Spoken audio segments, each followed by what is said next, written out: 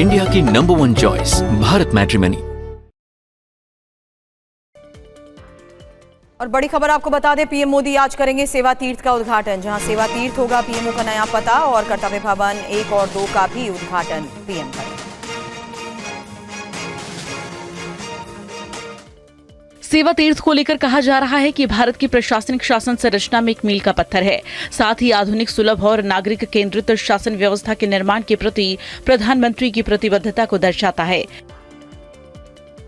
सेवा तीर्थ में प्रधानमंत्री कार्यालय, राष्ट्रीय सुरक्षा परिषद सचिवालय और कैबिनेट सचिवालय स्थित होंगे, जो पहले अलग अलग स्थानों पर कार्यरत थे। जबकि कर्तव्य भवन 1 और कर्तव्य भवन 2 में वित्त मंत्रालय, रक्षा मंत्रालय, स्वास्थ्य एवं परिवार कल्याण मंत्रालय, कॉरपोरेट कार्य मंत्रालय, शिक्षा मंत्रालय, संस्कृति मंत्रालय, विधि एवं न्याय मंत्रालय, सूचना एवं प्रसारण मंत्रालय, कृषि एवं किसान कल्याण मंत्रालय, रसायन एवं उर्वरक मंत्रालय और जनजातीय कार्य मंत्रालय सहित कई प्रमुख मंत्रालय स्थित हैं। दशकों से केंद्र सरकार के कई प्रमुख कार्यालय और मंत्रालय सेंट्रल विस्टा क्षेत्र में विभिन्न स्थानों पर संचालित हो रहे थे।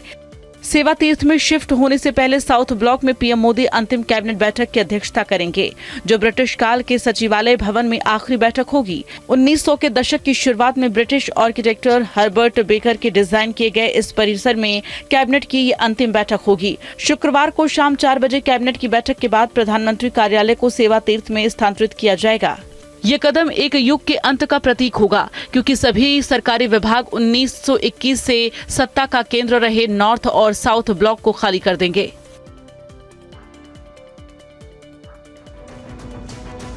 पूर्णिया के सांसद पप्पू यादव की याचिकाओं पर आज सुनवाई होगी। कल 2 और केस पप्पू यादव के खिलाफ जोड़े गए, इससे उनकी मुश्किलें और बढ़ गई। ये रिपोर्ट देखिए।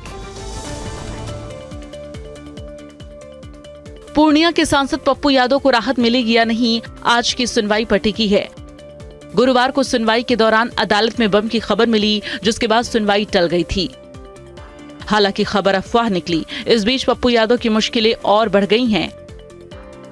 गुरुवार को बुद्धा कॉलोनी और कोतवाली थाना से जुड़े 2017 के मामले में कोर्ट के आदेश के बाद उन्हें न्यायिक हिरासत में लेकर जेल भेज दिया गया।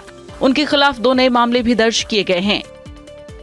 2 केस में और कस्टडी लिया गया है, जो कोतवाली थाना कांड संख्या है आपको 289-17, और एक और केस है कोतवाली का ही। नए केस को सटाया जा रहा है। उसी के तहत 2 केस में और इनको कस्टडी दिखा दिया गया, तो अब 2 केस में और इनको बेल लेने की आवश्यकता पड़ेगी। इससे पहले अदालत ने उन्हें मंगलवार को 3 दशक पुराने एक जालसाजी के मामले में जमानत दे दी थी, लेकिन पुलिस कार्यवाही में बाधा डालने समेत अन्य मामलों में उन्हें न्यायिक हिरासत में रखा गया है। और गाजियाबाद में बीजेपी पार्षद के घर भीषण आग। जहां बता दें, बीजेपी पार्षद रेखा गोस्वामी के घर पर तेज धमाकों के बाद ये आग लगी। लगातार 3 धमाकों के बाद पूरे घर में लगी आग। गाजियाबाद के डीएलएफ कॉलोनी भोपुरा की ये घटना बताई जा रही है, और किसी तरह घर से भागकर पार्षद के परिवार ने अपनी जान बचाई। धमाके और आग लगने की घटना की जांच हो रही है। इंडिया की नंबर 1 चॉइस भारत मैट्रिमनी।